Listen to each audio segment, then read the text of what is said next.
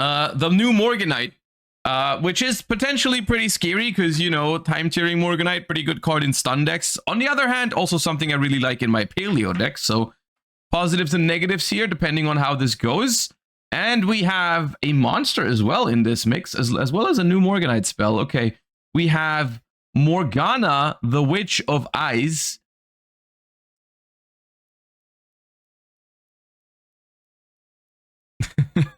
Icentrix, think of it at 35 months. Probably yes. Probably going to be doing that again, yeah. Okay, so this is the reason why.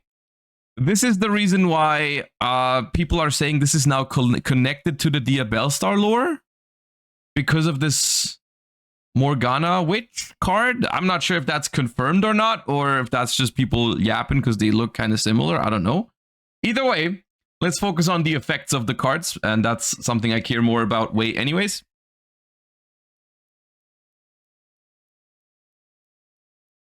Okay, let me read the effect first. You are right. It does have Visa's, like the right card, Rhino Heart stats, but I don't know if that matters. Anyways, this card is always treated as a Morganite card. Okay, so, you can only use the first and third effect of this card's name each once per turn. If this card is normal or special summoned, you can add a Morganite spell from your deck to your hand. Wait, that's kind of good, isn't it? That's like particularly good in like stun and shit, because you add Morganite, and when I say Morganite, I mean the OG Morganite, right? I have to read the other one, but like the red Morganite spell, I don't even know what it was called, time rendering Morganite or whatever. That one was pretty bad, I think. So this just, you add the OG Morganite, and then you just have a second normal summon anyways from that Morganite. So, okay, scary. When an opponent's monster declares an attack, you can banish a Morganite spell from your grave, negate the attack, and it protects your floodgates? Nah, why does it do that? If you have 3 or more Morganite spells with different names in your grave and are banished, you can make the attack of all face-up monsters your opponent controls to 0. Okay, I doubt. I'm gonna be honest with you. Just looking at this card, right? I think this is just, for now, basically a tool for stun. And it's like, gives you Morganite and protects your floodgate, which is kind of annoying.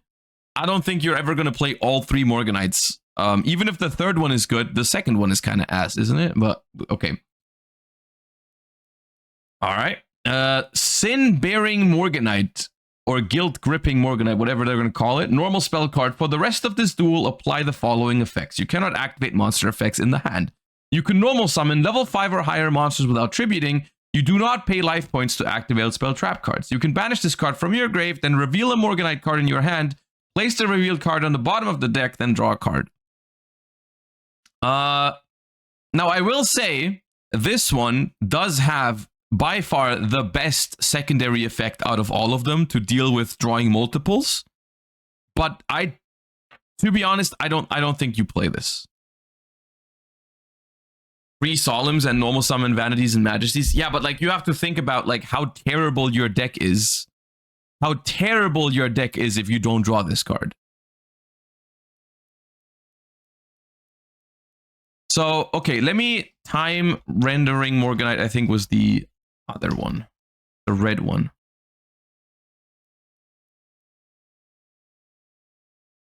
The red one searches? Yeah, but it's... Guys, these cards will just go into stun. And in stun, you'll just play this one to search the OG Morganite. You're not going to build an all Morganite deck. That's going to suck. What's the red one called?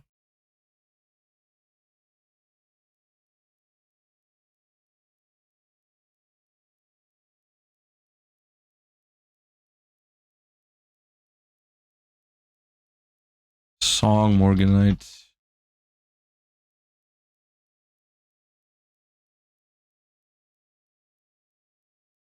Hold on.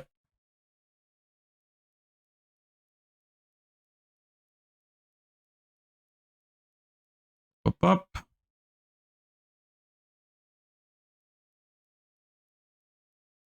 Can't we just search Morganite? Yeah, we can. Okay, so this thing, right? This thing is Cannot activate monsters in the hand. Monsters you control can make up to 2 attacks. Monsters you control can make 2 attacks on monsters during each battle phase. If your monster battles an opponent's monster, double the effect, the battle damage.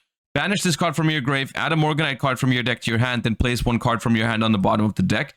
Technically, this, like, you just activate this, get a small bonus for the rest of the game, because these bonuses, quite frankly, do not matter. I'm going to be upfront with you. For the most part, 99% of the time, these don't really matter. So it's God tier with Mekanko. Yeah, it's God tier with Mekanko if for the rest of the game you can't use your Oh Homie effect in hand to search. Very nice. Not once per turn. It doesn't matter. How are you going to get multiple of this into the graveyard? Like, it's not good. 2 Vanity and set Solemn. Dude, you're trying to draw Exodia right now. You're trying to draw Exodia.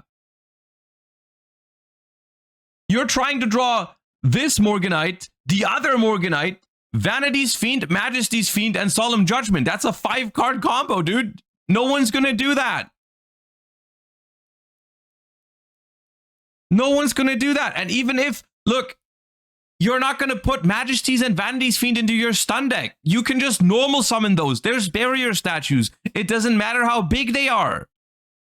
That's not how stun works. Stun is not supposed to be a combo deck.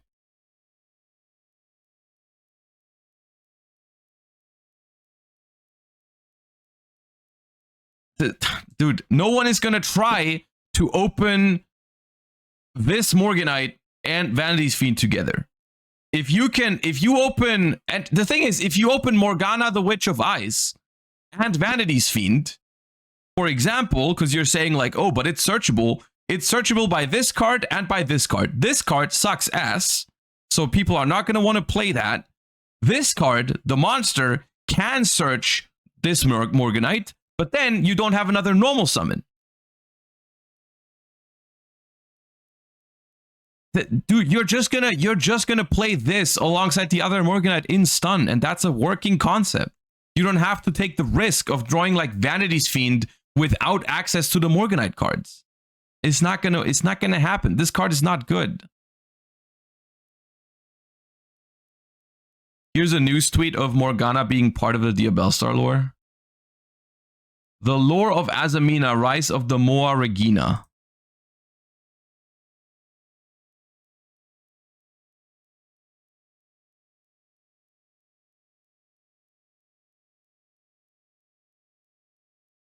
So it's Morgana versus LZ in this artwork, apparently. LZ was upset after the fight. Morgana, the Witch of Ice, transformed into Azamina Moa Regina. I mean, Moa Regina and Morgana does sound kind of similar, so maybe they do have a point. I don't know. Dude, I don't care that much. I'm not going to be like, when my opponent summons this in stun, and then searches Time-Tearing Morganite, and then normal summons a barrier statue after and protects it with this, I'm not going to be like, oh yeah, that's cool. Finally, it all makes sense because that's connected to the Diabellstar lore. No, I'm going to be annoyed because there's a barrier statue, you know? It might be a cool lore concept, but when you're playing against this, it's going to be hella annoying. But yeah, I don't think realistically this second Morganite card is any good. Because this is a thing you have to realize in Yu-Gi-Oh, right? Like, there might be decks out there that consist of a lot of level 5 or higher monsters that you would really like to normal summon. The problem is, this is a card that, like, you're not going to build a deck around this because your deck is going to be complete and utter ass if you don't have access to, you know, this. And this card is not, like, good enough to enable such a strategy on its own. It's a one-of in stun. Maybe it's a one-of in stun if you play three copies of this and 3 copies of Time-Tearing Morganite. Maybe you want to play one of this So you can like just add it in case. Also, let's say you draw 2 time-tearing Morganites, and then you can get this into the graveyard. You could put 1 back to draw that kind of stuff. Like, it's fine, but you're not gonna build like a Majesty's Fiend, Vanity's Fiend counter trap deck, because in the grand scheme of stun, it's just not necessary to summon Vanity's Fiend. You can just summon Barrier Statue, and it's the same quality for like 99% of games. So the Morganite spells outside of time-tearing Morganites have all not really been good enough. The normal summon is very good though. The Morgana, the Witch of Ice, is a very scary card because it has great synergy specifically with time-tearing Morganite, because it's going to take up your normal summon, but you get a second normal summon from the card that she adds anyways. So that's good. But everything else here, I don't think is worth talking about. It was the same thing with this card, right? I feel like this card was already pretty hyped, and I mean, it was like hyped as a searcher for time-tearing Morganite, and no one is really doing that. And I think the same is like, is like, I see the use cases, by the way. I understand what you're trying to do with it. And what I'm saying is you can do those things, but you're not going to, right? Now stun can lose to Ash. You see, that's also something that you have to consider, right? Let's say you have Morgana and a Barrier Statue and 3 trap cards, right?